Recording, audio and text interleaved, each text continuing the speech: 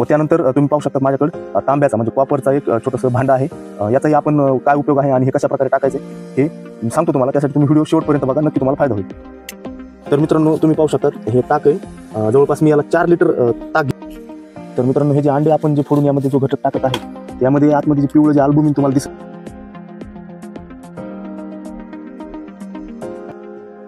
नमस्कार शेतकरी बांधवांनो, कृषी मित्र आनंद या यूट्यूब चॅनलवर आपल्या सर्वांचे स्वागत आहे।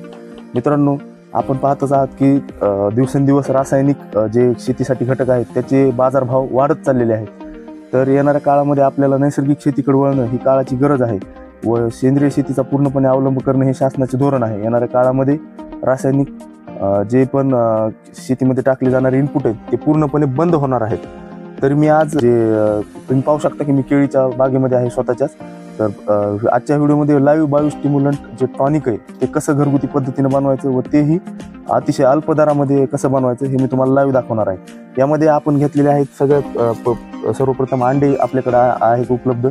त्यानंतर पाहू शकता तुम्ही गुळाचं पाणी उपलब्ध केलेलं आहे मी। हा गुळ सेंद्रिय गुळ आहे, यामध्ये रसायन विरहित हा गुळ आहे। व माझ्याकडे ताक हे जे माझ्या समोर तुम्ही पाहू शकता हे ताक आहे, एक माझ्याकडे एक ड्रम एक आहे। तर अशा प्रकारे आपण व त्यानंतर तुम्ही पाहू शकता माझ्याकडे तांब्याचा म्हणजे कॉपरचा एक छोटंसं भांडं आहे। याचाही आपण काय उपयोग आहे आणि हे कशा प्रकारे टाकायचे हे सांगतो तुम्हाला, त्यासाठी तुम्ही व्हिडिओ शेवटपर्यंत बघा, नक्की तुम्हाला फायदा होईल। तर मित्रांनो तुम्ही पाहू शकता हे ताक आहे, जवळपास मी याला 4 लिटर ताक घेतलेलं आहे। तर मी हे आता एका बकेटीमध्ये टाकत आहे। 4 लिटर ताक पूर्णपणे आंबट वास येणारं हे अतिशय उपयुक्त जमिनीसाठी असं ताक आहे, ते पूर्णपणे मी बकेटीमध्ये ओतलेलं आहे। त्यानंतर आपल्याला जे दुसरा घटक आहे तो गुळ आहे, तो तुम्ही जवळून पाहू शकता। तर मित्रांनो तुम्ही पाहू शकता हा 1 किलो गुळ आहे, हा मी पूर्णपणे खिसून घेऊन पाण्यामध्ये पूर्णपणे डिझॉल्व केलेला आहे। तर मी हा 1 किलो गुळ यामध्ये टाकीत आहे ताकामध्ये। तर हा पाहू शकता की त्या काठीच्या साह्यानं आपल्याला हे द्रावण पूर्णपणे मिक्स करायचे आहे। तर मित्रांनो प्रमाण तुम्हाला समजलं असेल, साधारणपणे 1 लिटर ताकासाठी पावशेर गुळ आतापर्यंत असं आपण वापरलेलं आहे। त्यानंतर आपल्याकडे तिसरी जी जैविक इनपुट आहे त्यामध्ये आपण अंडे आहेत आपल्याकडे। तर ते आपण पाहू शकता ते कशा प्रकारे टाकायचे। तर हे जे अंडे आहेत 1 लिटर ताकामागे साधारण 8 अंडे याप्रमाणे आपल्याला यामध्ये मिक्स करायचं आहे। तर प्रमाण तुम्ही परत एकदा लक्षात घ्या, 1 लिटर ताकासाठी जवळपास पावशेर गुळ व 8 अंडी याप्रमाणे आपण मिक्स करणार आहोत। पण आता याच्यामध्ये आपण जे आहे ते अंडे मिक्स करत आहोत। तुम्ही पाहू शकता अंडे कशा प्रकारे मिक्स करता येतात। व आता हे मी 4 लिटर ताक घेतलेलं आहे, त्यामुळे मी जवळपास 32 अंडे यामध्ये मिक्स करत आहे। आणि अंडे झाल्यानंतर जे टर्पल दिसते मित्रांनो तेही आपल्याला फेकून नाही द्यायचं, त्यापासून आपण चिलेटेड लाईम जे आहे किंवा चिलेटेड कॅल्शियम कशा प्रकारे बनवायचं हे एका व्हिडिओमध्ये जाणून घेणार आहोत। तर ते टर्पल हे अंड्याचं खूप महत्त्वाचं आहे, त्यामध्ये खूपच चांगल्या प्रकारचं कॅल्शियम आपल्याला मिळते व केळीसाठी ते अत्यंत उपयुक्त आहे। पानं वाकडे होण्यासाठी, पानं वाकडे नाही करण्यासाठी अतिशय उपयुक्त असं ते कॅल्शियम घटक त्यामध्ये असतो। तर ते चिलेटेड कॅल्शियम कसं बनवायचं याच्यावरही मी एक व्हिडिओ बनवणार आहे। तर अशा प्रकारे आपण सगळे अंडे यामध्ये मिक्स करून घ्यायचे आहेत। तर मित्रांनो हे जे अंडे आपण जे फोडून यामध्ये जो घटक टाकत आहे त्यामध्ये आतमध्ये जे पिवळं जे अल्बुमिन तुम्हाला दिसत आहे यामध्ये खूप जास्त प्रमाणात प्रोटीन एन्झाईम जे की जमिनीसाठी व पिकासाठी अतिशय उपयुक्त असं अंडा हा घटक आपल्याला शेतकऱ्याच्या दृष्टीनं आहे। याचा जास्तीत जास्त जेवढा वापर आपल्याला करता येईल यासाठी शेतकऱ्यांना प्रयत्न करायचे आहेत। तर मित्रांनो तुम्ही पाहू शकता हे सर्व मिक्स केल्यानंतर हे द्रावण आपल्याला ढवळून घ्यायचं आहे व सगळ्यात शेवटी यामध्ये तांब्याचा जो घटक आहे तो आपल्याला यामध्ये टाकायचा आहे। तर या तांब्याच्या घटकाचा काय उपयोग आहे व कशासाठी हे द्रावण आहे, या द्रावणाचे पूर्णपणे फायदे काय आहेत हे बघण्यासाठी मी सगळ्यात शेवटी याचे फायदे सांगणार आहे। हे द्रावण आपल्याला कमीत कमी 3 ते 4 दिवस बंद, हे सर्वात महत्त्वाचा व्हिडिओमध्ये पॉईंट आहे। याला पूर्णपणे सील पॅक, कसल्याही प्रकारची हवा यामध्ये गेलेली नाही पाहिजे असं पॅक करून एकदम आपल्याला हे ड्रममध्ये 3 दिवसासाठी ठेवायचं आहे। मी तुम्हाला ते 3 दिवसासाठी ठेवून त्यानंतर कशा प्रकारे बनतंय व कशा प्रकारे सोडणार हे सर्व दाखवणार आहे, त्यासाठी तुम्ही व्हिडिओ शेवटपर्यंत नक्की बघा। तर मित्रांनो पूर्णपणे जे द्रावण तयार झालं होतं ते आपण या ड्रममध्ये भरलेलं आहे। आणि आता इथं सगळ्यात महत्त्वाचा मुद्दा आहे तुम्हाला लक्षात घ्यायचा आहे। आता हा जो ड्रम आहे यासाठी मी झाकण हे पूर्णपणे सील टाईट म्हणजे पूर्णपणे अनएरोबिक कंडिशन म्हणजे विदाऊट ऑक्सिजन कंडिशन तयार केलेलं आहे, पूर्णपणे पॅक केलेलं आहे। कसल्याही प्रकारची हवा यामध्ये जाण्यासाठी मुभा नाही। तुम्ही पाहू शकता हे झाकण मी याच्यावर पूर्णपणे पॅक असं लावित आहे।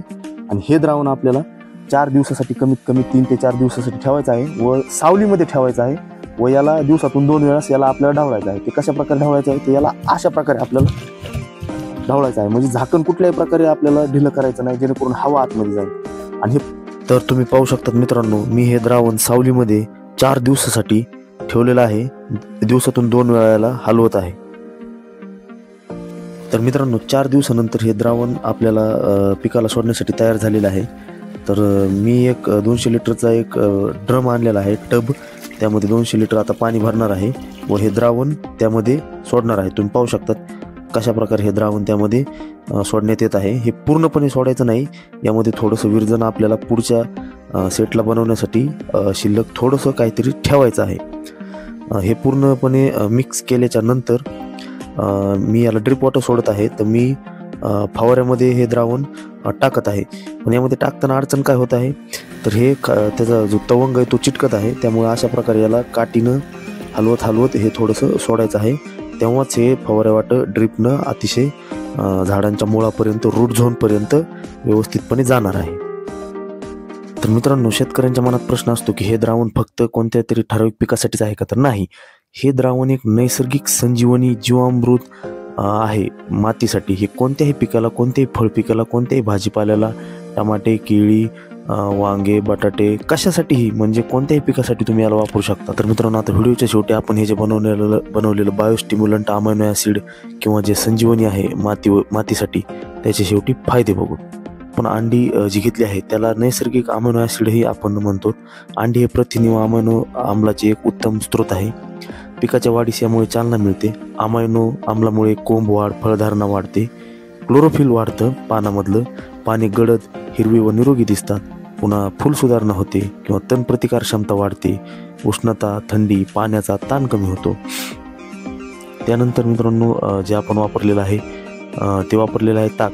त्याचेही भरपूर जमिनीसाठी असे फायदे आहेत. जमिनीतील उपयुक्त सूक्ष्मजंतू वाढवते, मातीचा निचरा करतं, भुसभुशीतपणा सुधारते. त्यानंतर फंगस व बुरशीनाशकावर नियंत्रण करते. माइल्ड्यू, विल्ट, पांढरे बुरशीचा प्रादुर्भाव कमी करते. त्यानंतर पानावरील रोग नियंत्रण. ताकातले लॅक्टिक ॲसिड हानिकारक जंतू निष्क्रिय करतात. त्यानंतर पोषक द्रव्यांचे शोषण वाढते, विशेषतः नायट्रोजनचे शोषण सुधारते. व त्यानंतर जो आपण गूळ वापरला होता त्याला नॅचरल कार्बन सोर्स, म्हणजे गूळ म्हणजे साखरेचे नैसर्गिक स्वरूप, सूक्ष्मजंतूंसाठी ऊर्जा, असे असंख्य असे फायदे आहेत. गुळाचे अजून काय फायदे आहेत? मायक्रोबची वाढ वाढते, माती सुपीक व जिवंत होते, नैसर्गिक खत व कीटकनाशकांचे विघटन जे आहे ते लवकर होते. त्यानंतर पानावर फवारल्यास वनस्पती सशक्त बनतात. त्यानंतर सूक्ष्म जैविक प्रक्रियामुळे गुळाची वाढ होते. असे मित्रांनो हे आपण बनवलेल्या जो बायोस्टिम्युलंट किंवा जो टॉनिक आहे त्याचे असंख्य असे फायदे आहेत. तर मित्रांनो, हा व्हिडिओ कसा वाटला कमेंट करून नक्की सांगा. आणि नैसर्गिक शेतीवर आपले एक व्हिडिओची सिरीजच असणार आहे. तर पुढील व्हिडिओ सर्वात पहिल्यांदा पाहण्यासाठी आजच आपल्या चॅनलला लाईक, सबस्क्राईब आणि शेअर करा आणि बेल आयकॉनला प्रेस करा, जेणेकरून व्हिडिओ सर्वात पहिले आपल्याला पाहायला मिळेल. धन्यवाद.